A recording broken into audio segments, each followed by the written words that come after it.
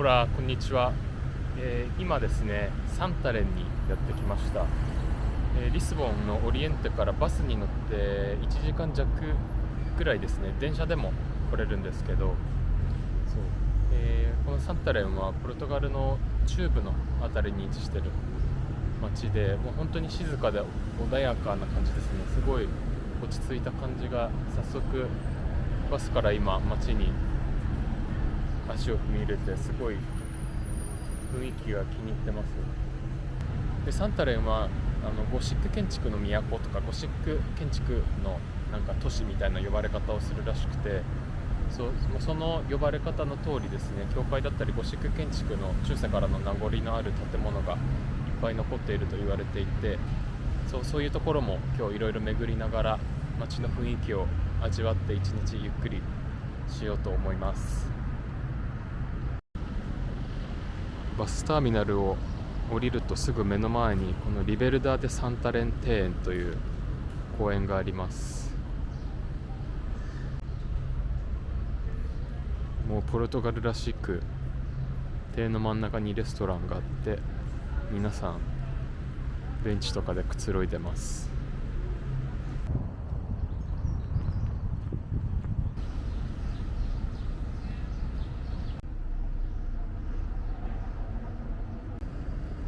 はい、じゃあまずは腹ごしらえをしようということで、ご当地スイーツを食べにカフェに向かいたいと思います。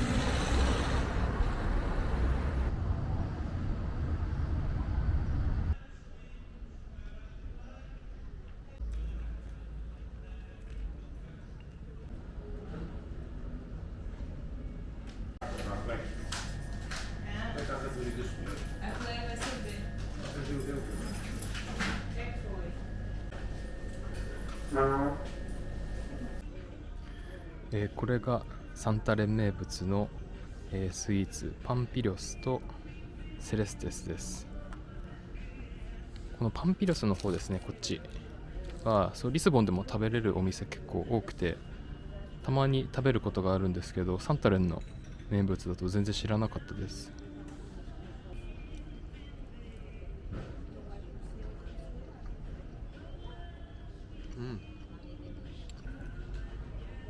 中に卵黄クリームが入ってて、ポルトガルらしい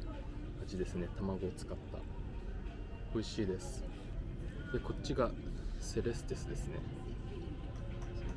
こっちも卵黄のクリームですね。食感がでも全然違いそう。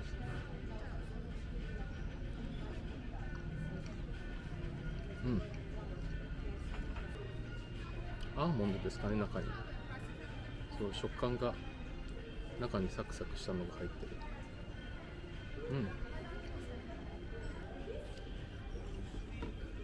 このセレステスっていうのが天使のようなとか天上のっていう意味がある単語らしくて、もともとこれ修道院菓子でサンタレンのそういうなんか天使とか天上みたいな穏やかさ、清らかさを表してるんですって。でもパンピロの方が好きかな。パンピロの方が甘さが程よくて好みです。でもどっちも美味しい。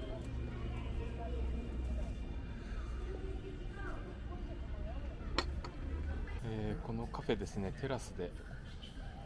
食事をするとこんな感じで目の前にサンタレン大聖堂が見えます。大聖堂目の前にあるんですけど、サンタレンの街は、どのスポットもきちんと昼休みを取られていて、全部14時とか14時半まで閉まってるので、それまでの間旧市街の様子を、散歩しながら撮影しようと思います。いいですね。6、7カ所ぐらい観光スポット調べてきたんですけど、全部お昼休みちゃんと取ってました。ワークライフバランスを重視していて、ポルトガルらしい。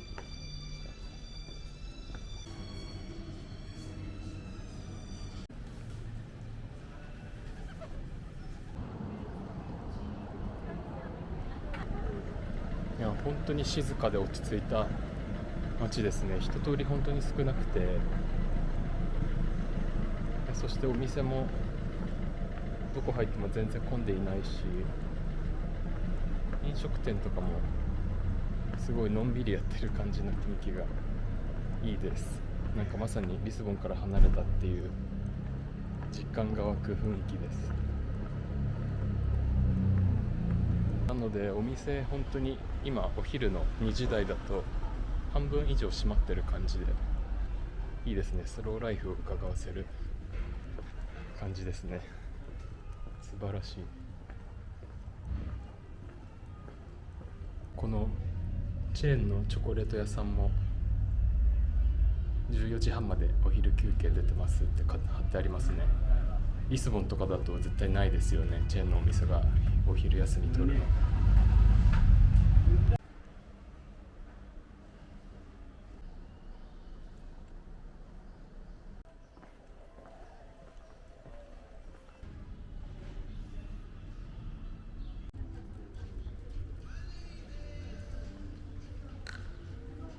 大聖堂に戻ってきました。お昼休み終わったみたいでまた開いたので、入っていこうと思います。見た目からしてすごい綺麗。そうで、あとは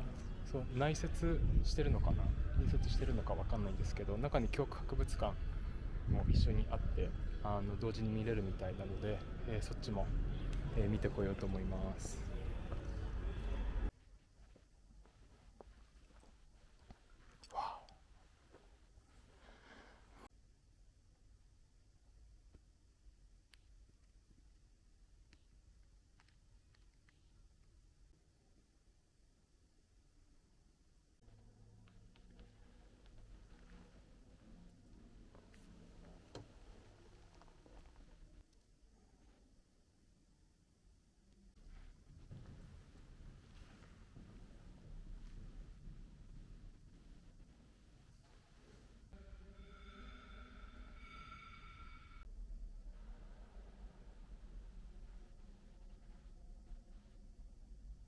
サンタレン大聖堂本当に素敵でした。外観本当になんていうか落ち着いた感じなんですけど、中に入るともうとっても壮大な金装飾、天井絵も本当に素晴らしいですし、なんていうんですかね、規模すごいちっちゃいこじんまりとした大聖堂ではあるんですけど、でもやっぱり中に入ると格別でした。で、あとはそうですね、この美術館、博物館も、まだできて10年ぐらいらしいんですけど、ここは、中世からバロック期までの宗教芸術いろいろ展示してて、地元の聖人の芸術品とかもいっぱいあって、こう地元の信仰とか、なんていうんですかね、こうサンタレンのこうローカルのこうなんていうんですかね、カルチャーをすごい感じられる施設でした。すごい興味深くて、こうじんまりとしてますが、とってもサンタレンの文化とバロックに浸れる美しい場所でした。おすすめです。ちなみに人は僕しかいません。お客さん他にゼロです。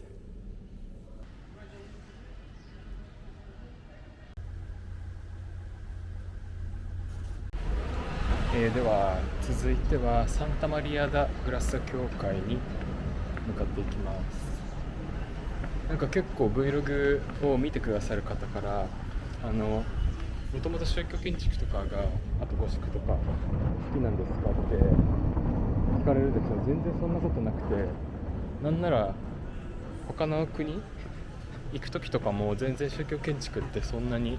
回らないタイプなんですけど、ポルトガルに来てからすごい好きになったと思います。それまではそこまで深い興味なくて、あんまり深く勉強したこともなかったし、なので本当にポルトガルに来ていろんな街回ってるうちにだんだん興味が湧いて見るようになりました。なので本当にポルトガルに来てからすごい歴史知りたいなとか文化を知りたいなって思うようになって、そう宗教建築とかそう学んだりとか見るの好きになりました。もともと全然そんなことはなかったんですよね。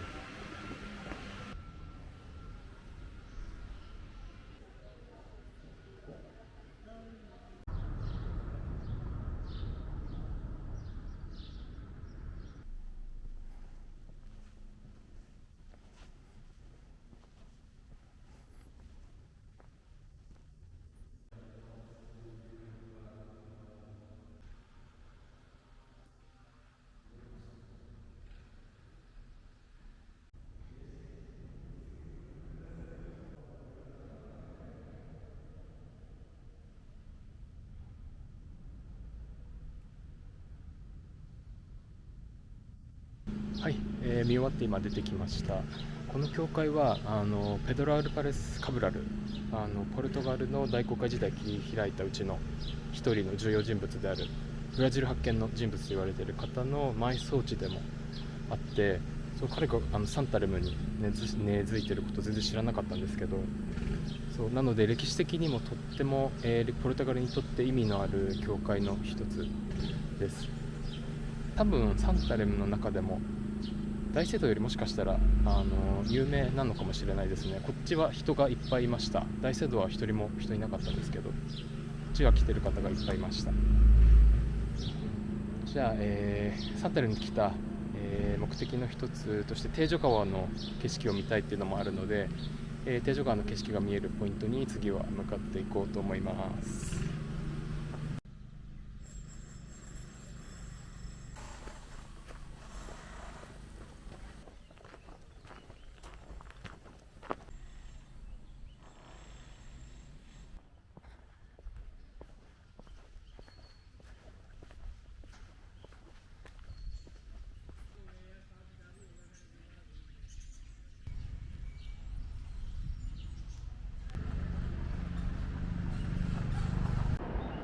この景色、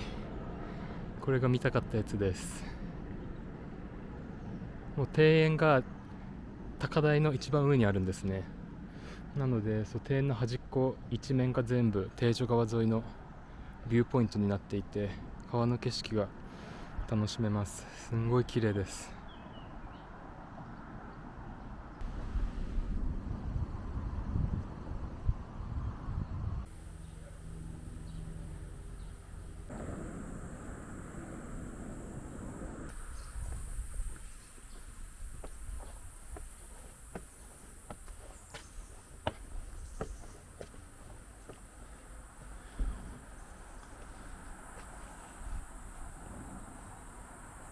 お、すごい。い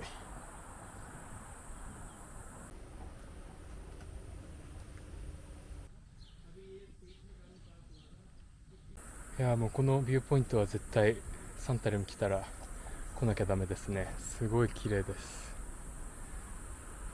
いや本当にテージョ川の景色はリスボンも本当に美しいんですけど、この田舎で見るテージョ川のまた違った表情も本当に見応えがあります。すごい心が落ち着きますね。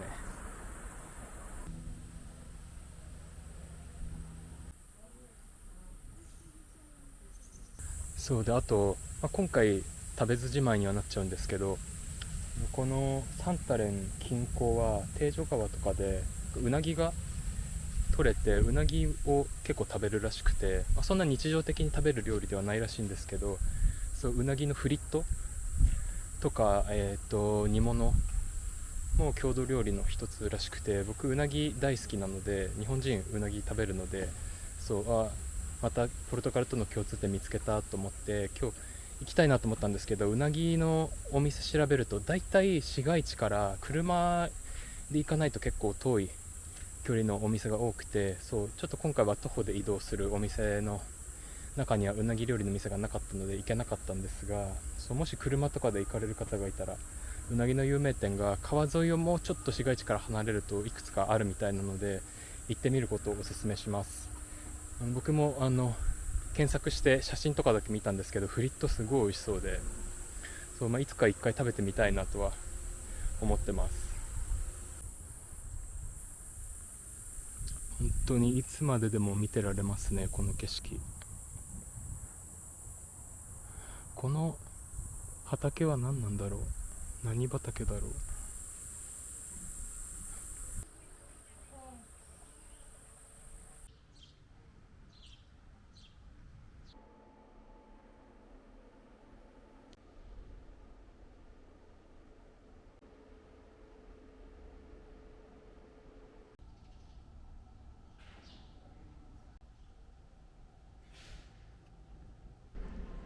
暑すぎて一旦ビール休憩です。乾杯。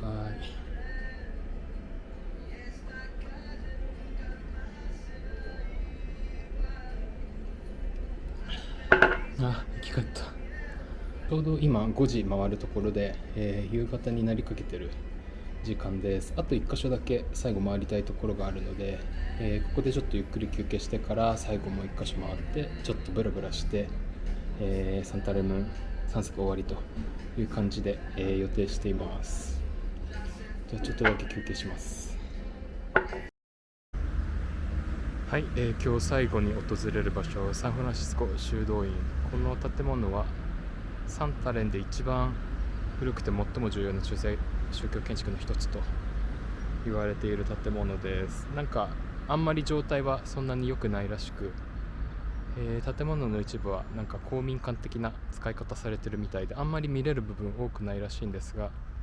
なんかすごい美しいとこちらも聞いてるので、なんかぜひ見てみようと思います。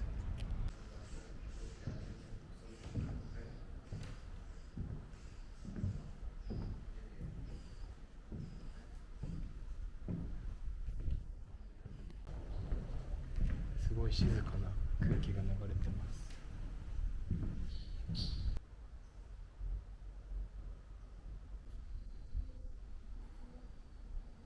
はい、出てきました。あんまり見れる場所多くなくて、いくつかのゾーンはなんか閉鎖されてたっぽいんですけど、そうここは本当にサンタレンの歴史の深さというか、そうサンタレンの街のこう宗教的な部分とか、あと歴史ですねの深さを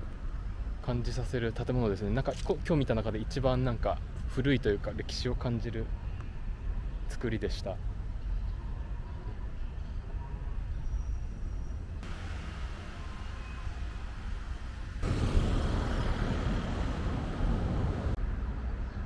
はい、では、サンタレム散策これで終わりになります。サンタレムの感想は、多分今まで訪れた街の中で一番観光地化されていないというか、観光地という観光地の街ではないので、なんか本当今までに行った街と全然違う雰囲気でした。なんかもう紹介した場所どれも時間が止まってるような感じですね。本当に、ゴシックの都と呼ばれるだけある通り、歴史の根深さとかサンタレンのこの歴史と宗教色と、そして芸術ですね、すごい感じられる一日でした。やっぱりこうやって観光地化されていない、なんていうんですかね、郊外の街に来て、でもう文化にどっぷり浸る経験っていうのは、とっても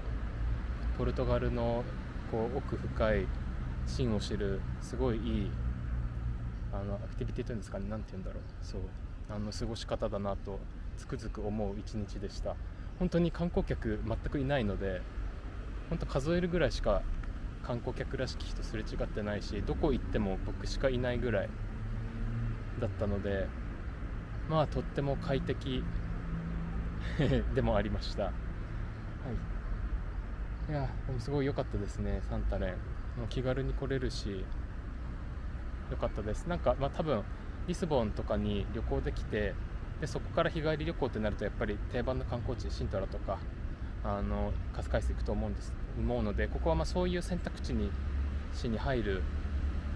場所ではないとは思いますが、でも本当にポルトガルのマニアックな部分とかですね、歴史を奥深く知るというところでとっても魅力の詰まった街でした。本当にザ・ド定番な観光スポットはないですし、みんなが知ってるような、パレス修道院とかではないので、全部こじんまりとはしてますが、本当に全てが印象的な場所でした。では今日の旅はここにて締めくくろうと思います。